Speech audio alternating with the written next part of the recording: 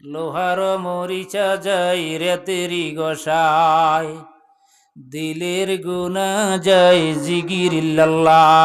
খাজুর গাছের মধ্যে যেন মিষ্টির দরিয়া। খাজুর গাছের ভিতরে রস আসেনি, এদেশে এইদিকে খাজুর গাছ কাটেনি, রস আসেনি ভিতরে। খাজুর গাছের মধ্যে যেন মিষ্টির দরিয়া, আবর্জনা উহা তাহা রাইখাছে ঘিরিয়া। ঠিক কিনা? আবর্জনা পরিষ্কার করতে কি লাগে? সেনি। কি লাগে? এই দেশের আবর্জনা পরিষ্কার করতে কি লাগবে? সেনি। কোরআনের সাথে এই শ্রেণীর সাথে আপনারা যে শ্রেণী টেনিলি বাইরে হইতেছেন, এগুলির সাথে সম্পর্ক নাই।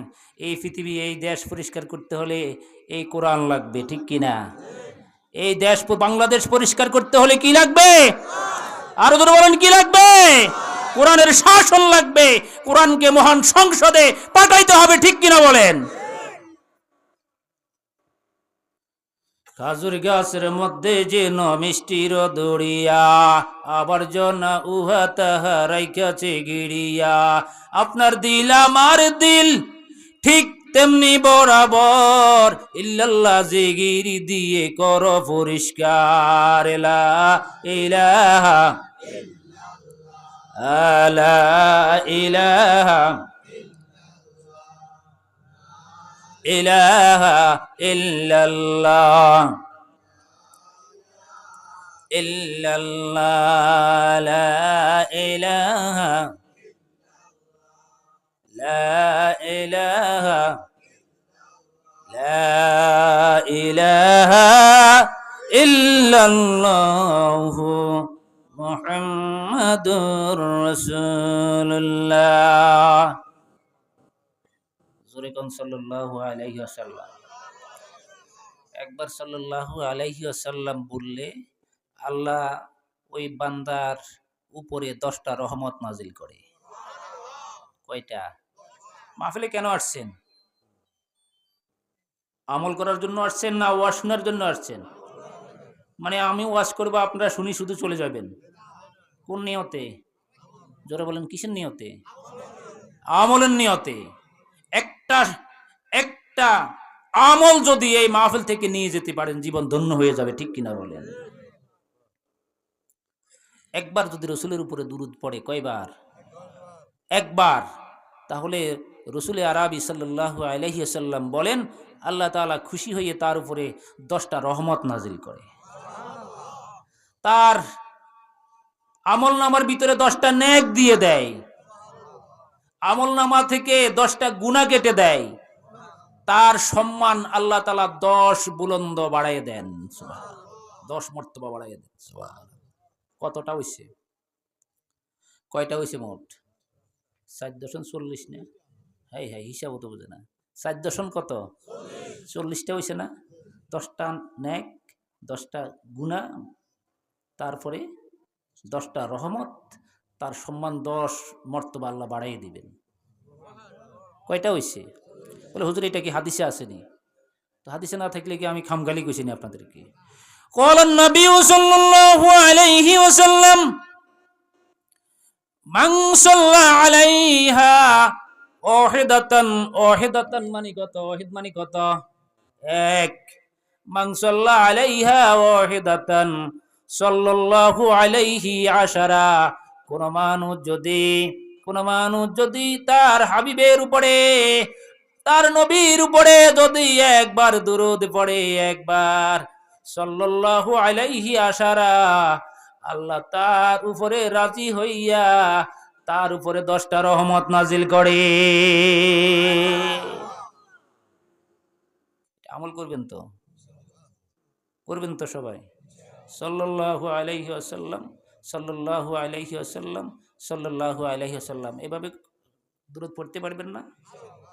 আল্লাহ তাআলা যেন পড়া তৌফিক দান করে। জোরে বলুন আমিন। পূর্ব সরকলা কোফা মুহাম্মদিয়া সাল্লাল্লাহু আলাইহি ওয়াসাল্লাম ইসলামিক সেন্টার মাদ্রাসা এলাকাবাসী ও যুব সমাজের যৌথ উদ্যোগে তৃতীয়তম তাফসিরুল কোরআন মাহফিলের আজকে দ্বিতীয় অধিবেশন। আমাদের মাঝে আজকের মাহফিলের সম্মানিত সভাপতি হজরতে জনাব মোহাম্মদ নুরুল আমিন হাওলাদার সাহেব, চেয়ারম্যান ৩ নং চরপোড়াগাছা ইউনিয়ন পরিষদ, আমাদের মাঝে উপস্থিত আছেন। প্রধান অতিথি হিসাবে উপস্থিত থাকার কথা ছিল এআর হাফিজুর রহমান হাফিজুল্লাহ সাহেব, কেন্দ্রীয় মজলিসের শুরা সদস্য, নায়েবে আমির, বাংলাদেশ জামাতে ইসলামী লক্ষ্মীপুর জেলা, অনেক বড় নেতা। আপনারা আমিরটা আমি তো বুঝেন না, আপনারা শুরা সদস্য বুঝেন না, এই জন্য আপনারা মনে করেন এটা মনে হয় আমার মতন 2 ঠিকাদারের হুজুর। কি বলেন? শুরা সদস্য ওইটা বুঝে বলা হইতে প্রেসিডিয়াম সদস্য, ওইটা এইটা হইতে এইটা ওইটা ওই প্রেসিডিয়াম সদস্য, ওইটার নাম এটা কি কন, এরকম এরকম এগিন বুঝে বলা, আরও কত কিছু আছে। কিন্তু শুরা সদস্য মানে উনি বাংলাদেশ জামাতে ইসলামের একজন প্রেসিডিয়াম সদস্য। আসার কথা ছিল, আসতে পারেন নাই বিদায়, অসুস্থতা বিদায় তিনি আমার ভাই হজরত মাওলানা আব্দুর রহিম সাহেব, ঠিক আছে না, আব্দুর রহিম সাহেব, তিনি রামগতি উপজেলা বাংলাদেশ জামাতে ইসলামের সম্মানিত আমির সাহেব আমাদের মাঝে এসে উপস্থিত হয়েছেন। আমরা মাহফিলের পক্ষ থেকে লাল গোলাপের শুভেচ্ছা জানাই। আমাদের মাঝে উপস্থিত আছেন আমার একবারে একজন ফ্রেন্ড, এই জনাব জাবির হোসেন ভাই, অ্যাক্সিডেন্ট হয়েছেন। আমরা তার সুস্থতার জন্য আল্লাহ তাআলার কাছে দোয়া করি, জোরে কোন আমিন। সম্মানিত হাজিরিন, আমাদের মাঝে আমার পরে যিনি আপনাদেরকে আলোচনা করে শুনাইবেন, চমৎকার ভেরি টেস্টি রেডিশন দি হোলি কোরআন, এত চমৎকার করে আপনাদেরকে কোরআনের এই ব্যাখ্যা শুনাইবেন, সুন্দর করে সাউন্ড দিবেন, এত সুন্দর চমৎকার করে আমার প্রিয় ভাই হজরত মাওলানা ডাক্তার হাফিজ মাওলানা নিজামুদ্দিন সাহেব, খতিব আজাদনগর কেন্দ্রীয় শাহী জামি মসজিদের সম্মানিত খতিব হজরত মাওলানা, কিছুক্ষণ আগে যিনি আলোচনা করে গিয়েছেন আমার প্রিয় ভাই ফারুক আজম, তরুণ উদীয়মান বক্তা, কি চমৎকার টোনে আলোচনা করেছেন, আলহামদুলিল্লাহ। কি বলেন, কি চমৎকার করে আপনাদেরকে বুঝিয়েছেন, মাত্র অল্প কিছুক্ষণ সময় পেয়েছেন তিনি, খুব চমৎকার করে আপনাদেরকে কোরআন আর হাদিসের আলোকে অনেক চমৎকার কথা আপনাদেরকে শুনিয়েছেন। যত আলেম, যত বক্তা এখানে আলোচনা করবেন, সকলে কিসের আলোচনা করবেন বলেন? কোরআনুল কারীমের আলোচনা করবেন। কোরআনুল কারীমের আলোচনা করে কোনো মানুষের পক্ষে শেষ করা সম্ভব? পৃথিবীর সব পানিগুলি যদি কালি হয়, সব গাছগাছরাগুলি যদি কলম হয়, পৃথিবীর সব মানুষগুলি যদি লেখক হয়, কাতেব হয়, কালিও শেষ হয়ে যাবে একদিন, কলমও শেষ হয়ে যাবে, কিন্তু আল্লাহ তাআলার গুণগান লিখে শেষ করা আব্দুদরিয়া হোগা গালে, আব্দুদরিয়া হোগা গালে, আব্দুদরিয়া হোগা গালে, मखलूकात उसके कलाम, जिंदगी भर लिखते रहे, न हुए तारीफ खत्म, जिंदगी भर लिखते रहे, न हुए तारीफ खत्म। পৃথিবীর সব মানুষগুলি যদি আল্লাহর কোরআন, কোরআনুল কারীমের যদি গুণগান লেখা শুরু করে দেয়, সাগর মহাসাগরের সব পানিগুলি যদি কালি হয়ে যায়, পৃথিবীর গাছপালা যত দেখেন সব গাছগুলি যদি দিয়ে কলম বানাইয়া ফেলে, পৃথিবীর সব মানুষগুলা যদি লেখা শুরু করে দেয়, একদিন সাগরের মহাসাগরের, আটলান্টিক মহাসাগর, সুমেরু উত্তর মহাসাগর, সুমেরু দক্ষিণ মহাসাগর, প্রশান্ত সাগর, আরব সাগর, সব পানি একদিন শেষ হয়ে যাবে, কলম শেষ হয়ে যাবে, কালি শেষ হয়ে যাবে, একদিন কাতেব শেষ হয়ে যাবে। আল্লাহর কোরআনের গুণগান লেখে কোনো মানুষের পক্ষে শেষ করা সম্ভব না। সম্ভব? জোরে কোন সম্ভব? বলে হুজুর এটা কেমন কথা বললেন? আলিফের মাথা একটু মোটা, আলিফের মাথা, আপনারা কোরআন শরীফ পড়ছেন না অনেকে, আলিফের মাথা একটু মোটা না? আলিফের মাথাটা কেন মোটা হয়েছে, এই কেন, এই প্রশ্নবোধক এই কোশ্চেনটা যদি কেউ যদি উত্তর লেখা শুরু করে, অ্যান্সার লেখা শুরু করে দেয়, আলিফের মাথাটা কেন মোটা হয়েছে, এই কথাটা যদি লেখা শেষ করে পৃথিবীর সব কালি শেষ হয়ে যাবে, পৃথিবীর কলম শেষ হয়ে যাবে, সব কাতেব শেষ হয়ে যাবে লিখতে লিখতে, কিন্তু আল্লাহ তাআলার একটি অক্ষরের ব্যাখ্যা লিখে পৃথিবীর কোনো মানুষের পক্ষে শেষ করা সম্ভব না। এই জন্য সেকেন্ড পজিশনে সূরা দি হোলি কোরআন, সূরাতুল বাকার, সূরা বাকারার একবারে প্রথম 1 নম্বর আয়াত, একবারের প্রথম 1 নম্বর আয়াতের একটা ওয়ার্ড দিয়ে একটি আয়াত শেষ করা হয়েছে, একটা ওয়ার্ড দিয়ে, একটা শব্দ দিয়ে, আলিফ লাম মিম। 3টা মিলি একটা ওয়ার্ড, 3টা অক্ষর, 3টা হরফ। কয়টা হরফ? 3টা হরফ। 3টা হরফের প্রথম হরফ আলিফ। প্রথম হরফ কি? আলিফ। আওয়াজ দিয়ে বলেন, প্রথম হরফ কি? কোন মানুষ যদি প্যান্ডেলের ভিতরে যদি একবার আলিফ বলে, আল্লাহ কমসে কম তাকে 25 এক দান করবেন। কত এক দান করবেন? আর কেউ যদি এরকম শুনে যদি সুবহানাল্লাহ বলে, তো আল্লাহ তাআলা তাকে দাউদ আলাইহিস সালামের তক্তের চাইতেও আরো দামি তক্ত বিক্রি করলে এটার সব দাম যা হবে, আল্লাহ তাআলা এর চাইতেও আরো বেশি নেক দিয়ে দিবেন। সুবহানাল্লাহ। পৃথিবীর কোন মানুষ যদি এই কুরআনুল কারীমের সেকেন্ড পজিশনের সূরাতুল বাকারার শুরুতে আল্লাহ তাআলা, এই যে আপনারা দেখেন সূরা বাকারার শুরুতে আল্লাহ তাআলা যে আলিফ লাম মিম এই যে দিয়েছেন প্রথম অক্ষরটা আলিফ, এই আলিফের ব্যাখ্যা যদি পৃথিবীর মানুষ লিখে শেষ করে, কিন্তু লেখা শেষ করতে পারবে না। কিন্তু এটার নাম হলো হরফুল মুকাত্তাত, এটার ব্যাখ্যাও পৃথিবীর কেউ জানে না। এর ব্যাখ্যাও কেউ, বিজ্ঞানীদেরকে যদি জিজ্ঞেস করেন, বিজ্ঞানীরা তোমরা এটা আবিষ্কার করলা, সেটা আবিষ্কার করলা, তোমরা মঙ্গল গ্রহ হয়ে গেলা, তোমরা নেপচুন আবিষ্কার করলা, তোমরা ভালকান আবিষ্কার করলা, বুধ আবিষ্কার করলা, শুক্র আবিষ্কার করলা, পৃথিবী আবিষ্কার করলা, তোমরা গ্যালাক্সি আবিষ্কার করলা, মিল্কি আবিষ্কার করলা, ব্ল্যাক হোল আবিষ্কার করলা, এখন আবার একবারে অনেক দূরে আরেকটা তারকা তোমরা আবিষ্কার করেছো, কুয়াশা আবিষ্কার করেছো, পৃথিবীর এত কিছু তোমরা আবিষ্কার করেছো। তোমরা একটু আলিফ লাম মিমের ব্যাখ্যা করে আমাদেরকে শোনাও। পৃথিবীর বিজ্ঞানীরা চ্যালেঞ্জ করলাম, পৃথিবীর কোন বিজ্ঞানী 1450 বছর ধরে আল্লাহর কোরআনের এই চ্যালেঞ্জ পৃথিবীর কোন বিজ্ঞানী গ্রহণ করে না। পৃথিবীর কোন বিজ্ঞানী এই যে মাত্র 3টা হরফ দিয়ে একটা ওয়ার্ড আল্লাহ তাআলা এই কোরআনুল কারীমের প্রথমে দিয়ে দিয়েছেন, এই চ্যালেঞ্জ কিন্তু পৃথিবীর কোন বিজ্ঞানী আজ পর্যন্ত চ্যালেঞ্জটা গ্রহণ করলো না। তাহলে যে বিজ্ঞানীরা এই কোরআনুল কারীমের একটা আয়াতের ব্যাখ্যা করে আমাদেরকে তোমরা শুনাইতে পারলা না, তোমরা পৃথিবীর লঙ্কা বিজয় করে ফেলেছ, জয় করে ফেলেছ। না না না না না না, বুঝা গেল তোমরা বিজ্ঞানীরা যাহা কিছু তোমরা আবিষ্কার করলা সব কিছু কোরআন শরীফের কাছে যদি তোমরা এসে ধরা দাও, কোরআন শরীফের কাছে তোমাদের মতন বিজ্ঞানীরা একটা স্টুডেন্ট হওয়ার, একটা ছাত্র হওয়ার যোগ্যতাও থাকে না। আমার ভাইয়েরা, তাহলে কিরকম বিজ্ঞানী হইলে তোমরা?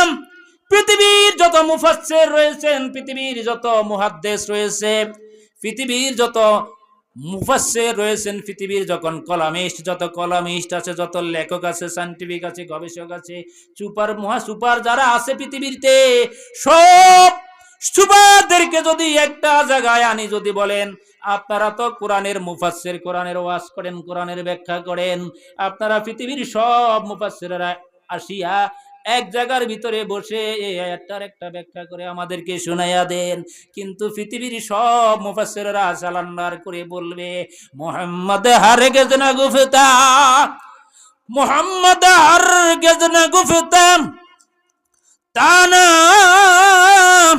গুপ্তা জিবরাইল,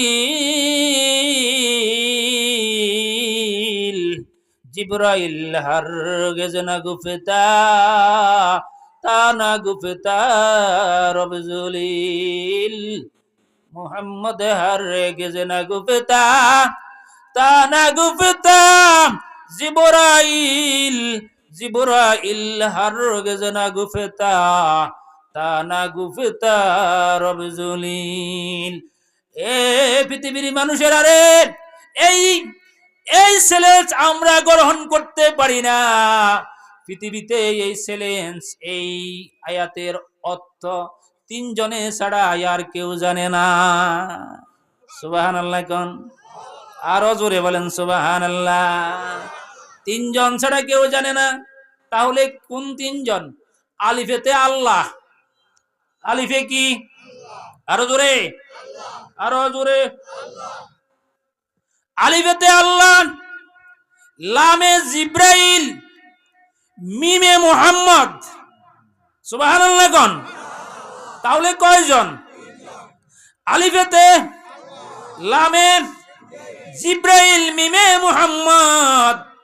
এই তিনজন ছাড়া পৃথিবীর কেউ এই কোরআনুল কারীমের এই আয়াতের ব্যাখ্যা করা পৃথিবীর কোন মানুষের পক্ষে সম্ভব না। এই জন্য আমার ভাইরা রে, কোরআন একটা সাগর নয়, কোরআন একটা মহাসাগর। মহাসাগরের যেরকম কোন কুল কিনারা নাই, আল্লাহর এই কোরআনের কুল কিনারা নাই। জোরে কোন ঠিক কিনা? পৃথিবীর কোন বদমাইশ যদি কোরআনের কাছে এসে যায়, সালান্ডার করে, তাওবা করে, ওই মানুষটা কোরআনের কাছে আসলে, তাওবা করলে, ওই খারাপ মানুষটা আল্লাহর ওলিতে পরিণত হয়। এ আমার ভাইয়েরা, পৃথিবীর কোন সন্ত্রাস কোরআনের কাছে যদি এসে সালান্ডার করে, ওই সন্ত্রাস কোনদিন আর অস্ত্র হাতে নিতে পারে না। জোরে কোন ঠিক কিনা? পৃথিবীর কোন খ্রিস্টান, ইহুদি, নাসারা, কোন নাস্তিক যদি কোরআনের কাছে এসে যদি সালান্ডার করে, ওই মানুষটা কোরআনের কাছে আসলে আল্লাহর ওলি হয়ে যায়। জোরে কোন ঠিক কিনা? আপনারা দেখেছেন মাইকেল জ্যাকসন, নাম শুনেছেন? অ্যান্ড্রয়েড সেট সার্চ দিলে মাইকেল জ্যাকসনের অনেক গান আছে। মাইকেল জ্যাকসন এই মহাগ্রন্থল কোরআনের ভুল ধরার জন্য 5টা বছর চেষ্টা করেছেন। 5টা বছর চেষ্টা করার পরে আল্লাহর কোরআনের কাছে এসে সালান্ডার করে বলেছেন, কোরআন রে, 5 বছর পর্যন্ত চেষ্টা করেছি, এই কোরআন 5 বছরের ভিতরে তোর একটা ভুল মাইকেল জ্যাকসনের পক্ষে ধরা সম্ভব হয় না। কোরআন 5টি বছর পরে রে, কোরআনুল কারীম তোর কাছে এসে আমার ভুল ধরা পড়ে গেছে। কোরআনুল কারীম আমার ভুল ধরা পড়ে গেছে, আমি আর দেরি করব না রে কোরআনুল কারীম, এখনই কালেমা পড়ে মুসলমান হয়ে যাব। মাইকেল জ্যাকসন কালেমা পড়ে মুসলমান হয়ে গেছে। আপনারা দেখেছেন কয়েকদিন আগে ভারতের তামিল নায়িকা, সুপারস্টার নায়িকা কোরআনের ভুল ধরার জন্য 3টি বছর চেষ্টা করেছেন। 3টা বছর কোরআনের চেষ্টা করতে করতে করতে করতে আল্লাহর কোরআনের কাছে ভারতের সেই সুপারস্টার নায়িকা, ওই যে তামিম নায়িকা, আল্লাহর কোরআনের কাছে এসে তার জীবনের ভুল ধরা পড়ে গেছে। 1 সেকেন্ডও দেরি করে নাই, সাথে সাথে কালেমা পড়ে মুসলমান হয়ে গেছে। আমার ভাইয়েরা, ওই ভারতের আলেমেরা তার নাম রেখেছেন রহিমা। আপনারা মাইকেল এসহার্ডের কথা শুনেছেন? একজন বিজ্ঞানী মাইকেল এসহার্ড, তার জীবনে তিনি একটা বই লিখেছেন, বইয়ের নাম হলো D100, 100 মানুষের জীবনী তিনি লিখেছেন। 100 মানুষের জীবনী। তিনি কোরআনের ভুল ধরার জন্য 5টা বছর গবেষণা করলেন। কোরআনের ভুল ধরার জন্য গবেষণা করতে করতে 5টা বছর পরে এসে আল্লাহর কোরআনের কাছে এসে জীবনের ভুল ধরা পড়ে গেছে। কোরআনের কাছে এসে তার জীবনের ভুল যখন ধরা পড়ে যায়, ওই মাইকেল এসহাট একটা বই লেখা শুরু করেছে, বইয়ের নাম দিয়েছে D100। ইংরেজিতেও আছে, বাংলাতেও আছে। D100-এর প্রথম 100 মনীষীর জীবনী তার বইয়ের ভিতরে তিনি সংকলন করেছে। 100 মনীষীর মধ্যে প্রথম ফার্স্ট মনীষীর নাম দিয়েছেন আওয়ার প্রফেট হযরত মুহাম্মদ সাল্লাল্লাহু আলাইহি ওয়াসাল্লাম। চিৎকার দিয়ে বলেন সুবহানাল্লাহ, আল্লাহু আকবার। এই মাইকেল আসাদ কালেমা পড়ে মুসলমান হয়ে গেছেন, নাম হলো সুলাইমান। সুবহানাল্লাহ। আবার ভাইরা, আপনারা দেখেছেন কয়েকদিন আগে পাকিস্তানের সুপারস্টার ক্রিকেটার ইউসুফ আনা, ভারতের সবচাইতে নামি দামি একজন ক্রিকেটার, সবচাইতে নামি দামি একজন ক্রিকেটার। তিনি কোরআনের ভুল ধরার জন্য চেষ্টা শুরু করলেন। কোরআনের ভুল ধরার জন্য চেষ্টা করতে করতে নিজের ভুল আল্লাহর কোরআনের কাছে এসে ধরা পড়ে সারেন্ডার করলেন। তার নাম হলো ইউসুফ। চিৎকার দিয়ে বলেন সুবহানাল্লাহ। আমার হয়রাম, এই জন্য আমি বলেছি এই কুরআনুল কারীমের কাছে এসে খারাপ মানুষগুলি যদি এসে সারেন্ডার করে, এই খারাপ মানুষগুলি আল্লাহর কোরআনের কাছে আসলে ওলি হয়ে যায়। ঠিক কিনা বলেন? আল্লাহ আমাদেরকে এমন একটা কুরআনুল কারীম দিয়েছে, যে কুরআনুল কারীম এমন একজন পয়গম্বরের উপরে নাজিল হয়েছে, এমন একজন দামি পয়গম্বরের উপরে নাজিল হয়েছে, যেই পয়গম্বরের নাম মুহাম্মদুর রাসূলুল্লাহ। চিৎকার দিয়ে বলেন সাল্লাল্লাহু আলাইহি ওয়াসাল্লাম। জোরে বলেন আল্লাহু আকবার। মুহাম্মদুর রাসূলুল্লাহ। আমি আমার আলোচনা একেবারে কমায় নিয়ে আসতেছি। মুহাম্মদুর রাসূলুল্লাহ সাল্লাল্লাহু আলাইহি ওয়াসাল্লামের উপরে মহাগ্রন্থ নাজিল হয়েছে। আপনারা বলেন তো এই গ্রন্থের নাম কি? কুরআনুল কারীম। এটি একটি মহাগ্রন্থ। জোরে কোন ঠিক কিনা? এটা মহাগ্রন্থটা কেন হইল বলেন? এই মহাগ্রন্থটা এই জন্য হয়েছে, এই গ্রন্থের গায়ে কোনো রাইটারের নাম নাই, আছে নাকি? কোন লেখকের নাম নাই। কোরআনকে জিজ্ঞাসা করেন, কোরআন রে, এই এত বড় কোরআনুল কারীম, কোন রাইটারের নাম নাই। এরে কোরআনুল কারীম, তোর রাইটারের নাম কি? কোরআনুল কারীম জবাব দিয়ে দিবে, এই যে ছোট্ট করে লেখা আছে, বাড়িতে গেলে আপনারা দেখবেন এই কোরআনুল কারীমের গায়ের মধ্যে একেবারে ছোট্ট করে লেখা আছে, ইন্নাহু লা কুরআনুন কারীম।